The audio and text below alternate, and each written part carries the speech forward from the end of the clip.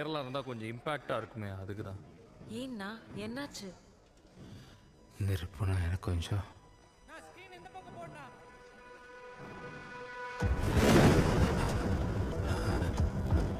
விக்ரம், நெருப்பு நெருப்பு நெருப்புன்னா பயம்.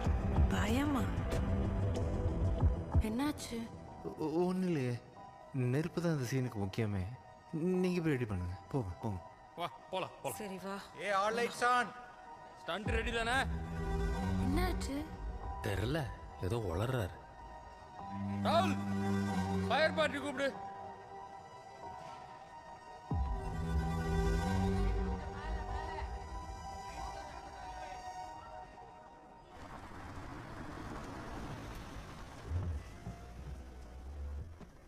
சார் நான் சொன்னேன்ல, அந்த பொண்ணு தான் ஹீரோயினா.